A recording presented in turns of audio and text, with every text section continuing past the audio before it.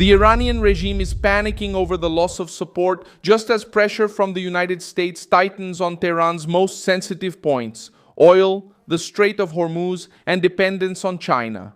This Tuesday, April 28, 2026, the Iranian regime is seeking a quick way out so as not to lose what little strength it has left.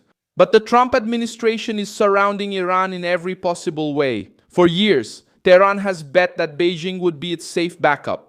The regime sold its own people the idea that China would be the future, the big buyer, and the shield against sanctions.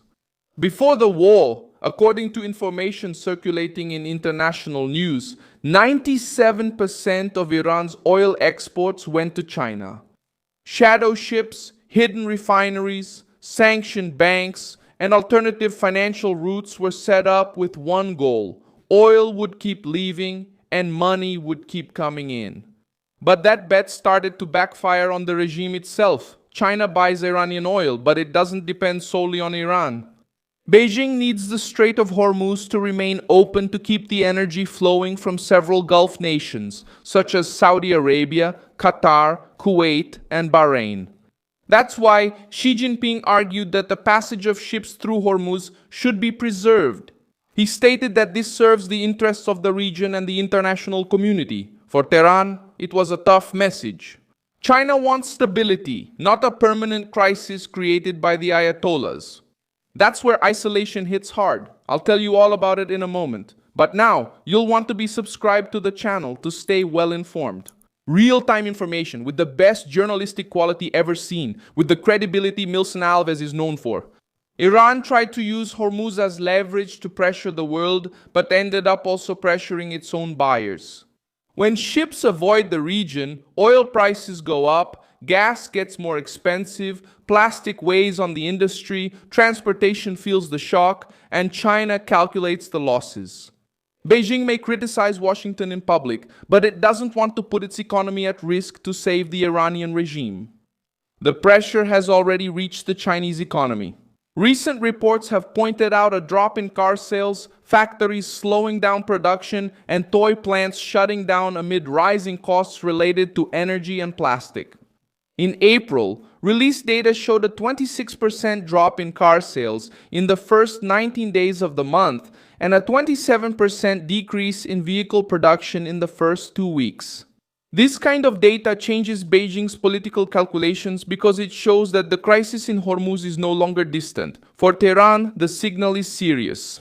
When the pain reaches Chinese industry, Beijing's patience decreases. Iran can no longer sell the crisis as a strategic victory.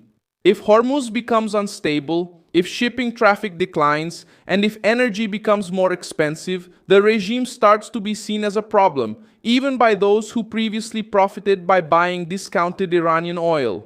At the same time, the United States is tightening the most fragile part of the Islamic Republic. Washington keeps up the pressure. Against vessels linked to Iran, the White House reviewed a new Iranian proposal in a meeting with national security advisors. But it made clear that the central demands have not changed. The proposal shows how intense the pressure is. According to Axios, Tehran delivered an offer to the United States to reopen Hormuz and end the war while trying to postpone the nuclear negotiations until later. The plan is said to have been sent by Pakistani mediators from talks in Islamabad. But this offer has an obvious problem for Washington. If the United States lifts the blockade now and ends the war without a nuclear agreement, Tehran gets a breather, starts to recover economically, and keeps its most dangerous card to negotiate later. The regime wants to resolve the blockade first because the pain is immediate. Meanwhile, Washington wants to use that pain to extract a bigger concession. The pressure also affects the logistics of Iranian oil. According to circulating reports, Tehran is said to be using old ships as floating storage and trying to buy time with old storage tanks because it doesn't want to shut down its oil fields. This point is crucial. An oil field doesn't work like a simple faucet. Stopping production can cause technical damage, loss of capacity, and long-term harm. Trump exploited exactly this point by stating that Iran would have little time before facing a serious crisis in its production systems. The statement reinforces the American strategy: keep up the pressure until Tehran gives in. Without ships, without storage space, and with the oil unable to move, the regime loses money, time, and room to maneuver. The market also reacts nervously. Even after the Iranian proposal to reopen Hormuz, oil prices went up. This shows that investors did not see the offer as an immediate solution. On the contrary, the market understood that there is still risk, uncertainty, and doubt about Tehran's real willingness to accept the American demands. Diplomatically, the regime is looking for several ways out. It seeks talks in Pakistan, looks to Oman, tries to preserve its relationship with China, and tries to show that it still has international support. But the movement reveals weakness, not strength. Those who are secure do not offer to open Hormuz now and leave the nuclear issue for later. The Islamic Revolutionary Guard Corps is also exposed. For years, the force built part of its power on hidden economic networks, sanctioned trade, parallel routes, and influence over strategic sectors. Now this structure faces a direct shock. If the oil can't get out, the money doesn't come in. If China pulls back, the discount loses value. If Hormuz becomes a problem for everyone, Iran stops being an inconvenient partner and becomes a global risk. The loss of support doesn't mean that everyone has abandoned Tehran publicly. China and Russia still criticize the United States and talk about diplomacy. But real support is measured by cost. At this moment, no one wants to pay a high price to support the Iranian escalation, and Beijing wants a free passage.